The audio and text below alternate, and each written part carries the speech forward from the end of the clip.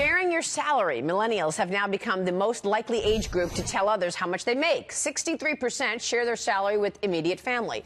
48% tell their friends. And 30% spilled to the beans to their colleagues, according to a new survey from thecashlorette.com. Joining us right now in a First on Fox Business is the founder of thecashlorette.com, Sarah Berger. Sarah, good to see you.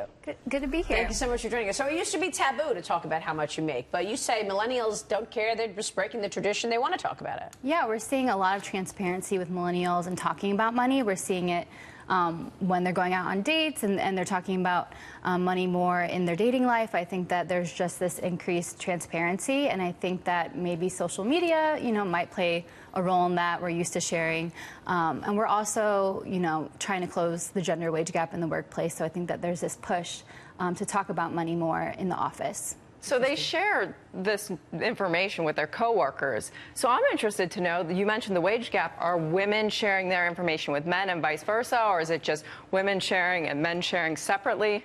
We didn't see much difference between the number of women and men sharing the workplace, which is interesting. They're doing it on pretty much equal levels. I think that when you are sharing in the workplace, you should definitely tread lightly. It could definitely cause some friction. And you also have to remember that your salary is likely determined by more than just your job title. It's also determined probably by your work performance and your experience. So when you're, asking a colleague that you think should be making the same as you, you might not really know exactly, what their work performance is like, so it's hard to judge. So what's the repercussion of that? I mean, we grew up and that was pretty private.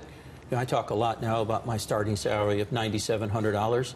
And when I'm at the university, they say a week. I said, no, that was for the year.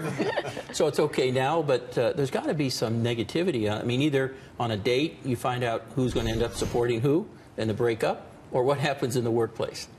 I think it can be tricky. I think you should definitely be strategic about who you share your salary with. I don't think that you should go around telling everyone at work how much you make.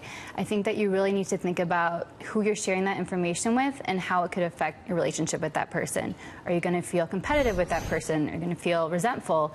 You need to really weigh the pros and cons and treat every relationship differently. Yeah. Look, I don't want to pick on millennials. That's too easy, and it's in customs today. But I agree completely with closing the wage gap because of gender. There should be no discriminatory practices as far as wages.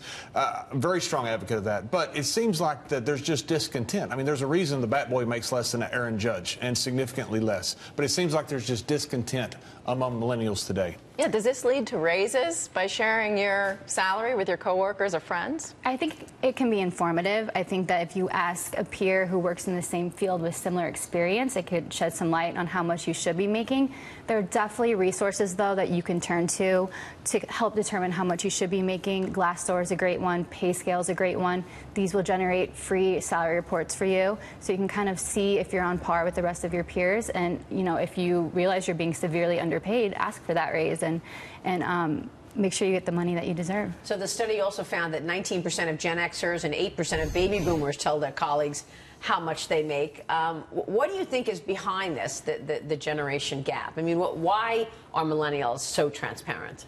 I do think that social media plays a role in this. We're super used to sharing almost all aspects of almost everything. I mean, look at one of the most popular money apps among millennials, Venmo. It's a peer-to-peer payment app, and it has a social media component baked into it. I think that that's a pretty good testament as to how comfortable millennials are with being transparent about their finances. TMI, isn't that? Sometimes it's a bit TMI. Yeah, sometimes it's a bit TMI. But at the end of the day, I think the more comfortable you are talking about money, the more you learn, and it could be beneficial if you do it in the right way. All right, we will leave it there. Sarah, great to see you. Thank you. Thanks so much for joining us, Sarah Berger.